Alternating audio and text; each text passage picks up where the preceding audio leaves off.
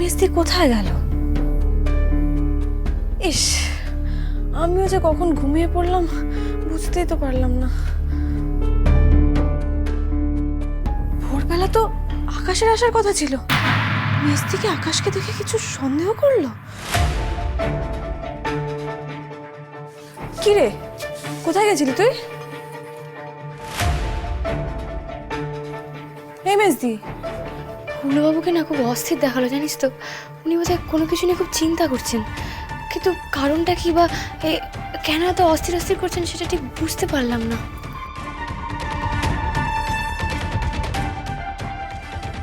আকাশ অস্থির হয়ে আছে, মেজদি বুঝলো কি করে? আমাকে না পেয়ে আকাশ আবার এমন কিছু বলে ফেলেনি তো মেজদিকে? শোন না মেজদি, আমি বলছি কি, থাক থাক, তারা তোকে আর কিছু বলতে হবে না। তুই এত ভোরবেলা উঠে পড়েছিস কেন? সেই তো বেলায় কলকাতা যাব, এখন একটু ঘুমিয়ে নে, বুঝলি? আর আমি এসে যতক্ষণ না ডাকবো ততক্ষণ ঘুম থেকে উঠিস না। তুই ভাবিস না, দেখিস বাবা পঞ্চাননের কৃপায় সব ঠিক হয়ে যাবে। আজই তোর বাচ্চার বাবাকে আমি খুঁজে বের করবো, আজই মুখোমুখি হবো তার। তুই ঘুমো, আমি এসে তোকে ঠিক সময় ডেকে দেবো, তুই একটু ঘুমো।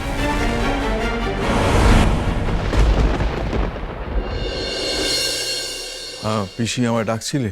হ্যাঁ শনিশ্বর, আমি সারা রাত অনেক ভাবলাম, তুই ঠিক। দেখ, সন্ধ্যার ওপর আমাদের রাগ আছে, রাগ নীলের ওপরেও আছে, সন্ধ্যাকে প্রশ্রয় দেয় বলে। কিন্তু তারার গর্ভে বংশের সন্তান, তাকে কিছুতেই অন্য জায়গায় যেতে দেওয়া যাবে না।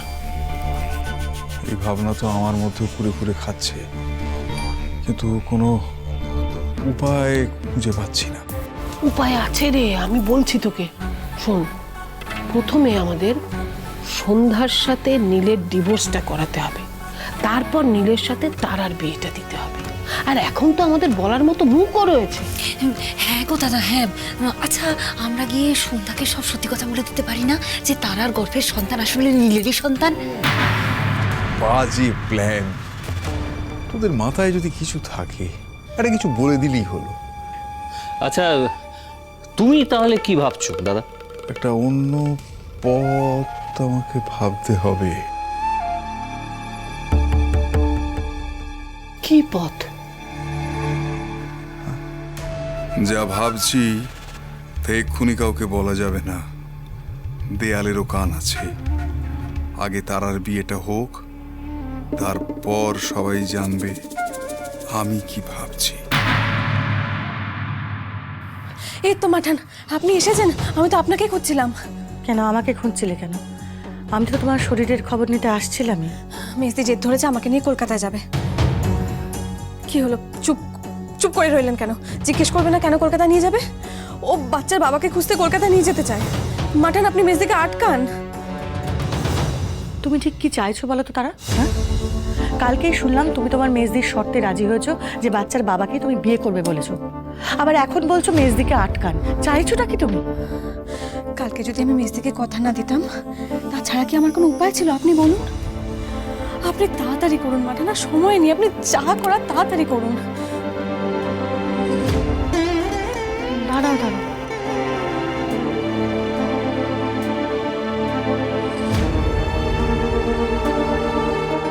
হ্যালো মাঠান, আমি চেষ্টা করছি, আর একটু সময়। আরে না রে বাবা না, আর এক মুহূর্ত সময় আমি আপনাকে দিতে পারবো না।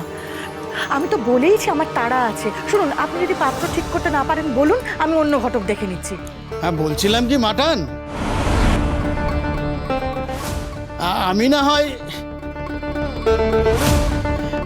পাত্র আমি জোগাড় করে দেবো, আপনি কোনো চিন্তা করবেন না।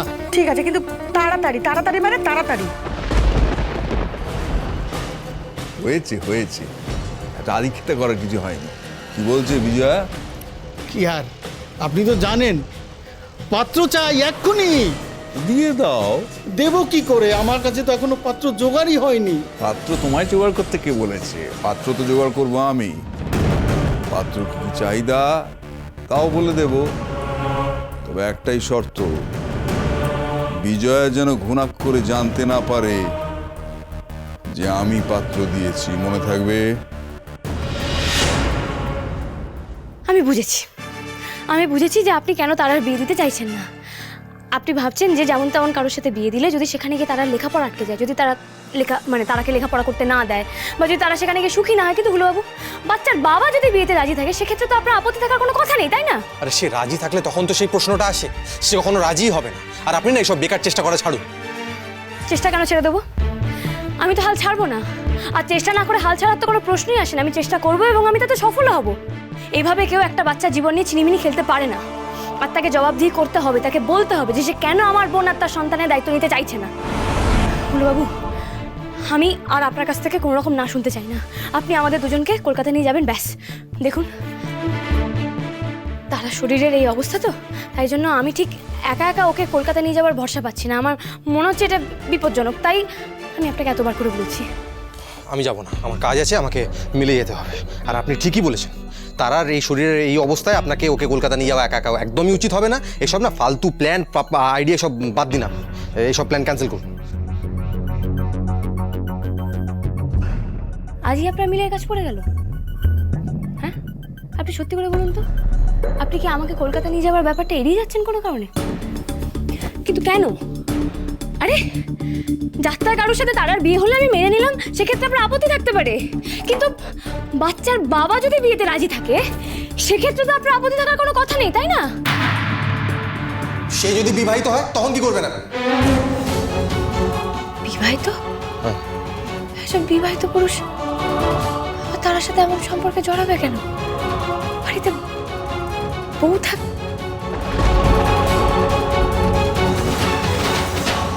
হতে পারে, হ্যাঁ, এমনটা তো হতেই পারে। হুলোবাবুর কথাটাই সত্যি নয় তো? সেই জন্যই কি তারা কিছুতেই নাম বলছে না?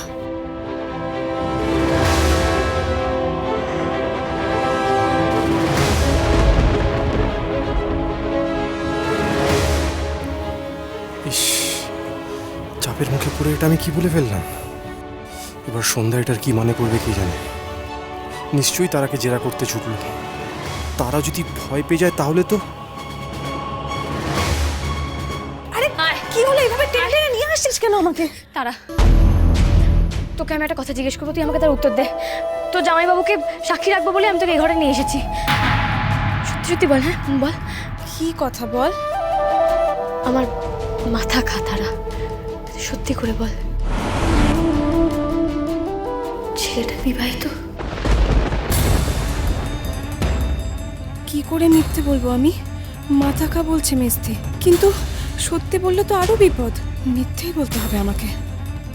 কি রে, কিছু বলছিস না কেন? বল না। না, বিবাহিত না তারা, তুই মিথ্যে কথা বলবে না। সন্ধ্যা তোমাকে নিজের মাথার দিব্যি দিয়েছে, সত্যিটা বলো। তার মানে ছেলেটা বিবাহিত? ছেলেটা বিবাহিত? কিন্তু সে কথা বাবা আপনি জানলেন কি করে? তারা তারা আমাকে বলেছে। ও, তাই জন্যই আপনি তার বিয়ে দিতে চাইছেন না? ঠিকই তো, ছেলেটা বিয়ে করবেই বা কি করে? আর তুই এই কথাটা তো জামাইবাবুকে বলতে পারলি, আমায় বললি না কেন রে? এভাবে তো আমাকে আটকে রাখা যাবে না। সত্যিটা জানার পর তো আরোই আটকে রাখা যাবে না। আমি তো কলকাতা যাবো, যাবোই যাবো কলকাতা। একটা বিবাহিত ছেলে আমার বোনের সর্বনাশ করে দেবে, আর আমি তো তাকে ছেড়ে দেবো না, আমি তো তাকে শেষ করে দেবো। দরকার পড়লে আমি তাকে তার সংসার থেকে বের করে আনবো, তার বিয়ে ভেঙে আমি তার সাথে তার বিয়ে দেবো, কিন্তু আমি তাকে এভাবে পার পেতে দেবো না। এত বড় একটা সর্বনাশ করে কি ভেবেছে সে পার পেয়ে যাবে? কখনো না, কখনো না। ভাই রে, কি বলছেন উনি? তাহলে তো নিজের সংসার ভেঙে সন্ধ্যাকে তারার বিয়ে দিতে হবে। মিস্তি রে, এসব কথা বলিস না। নিজের সংসার নিজের হাতে ভাঙার কথা বলছিস তুই। না না না না না, হবে না। ওগুলো আপনাকে মিলে যেতে হবে না। আপনি ওই সমস্ত কাজ বাদ দিন। আপনি আমাকে আর তারাকে নিয়ে চলুন, কলকাতা চলুন। আমি ঠিক করে নিয়েছি, আমি ওই ছেলেটার মুখোমুখি হবই। আর মুখোমুখি হয়ে আমি আগে ছেলেটাকে মারবো, তারপর আমি কোনো কথা বলবো। হ্যাঁ, আর শোন, তার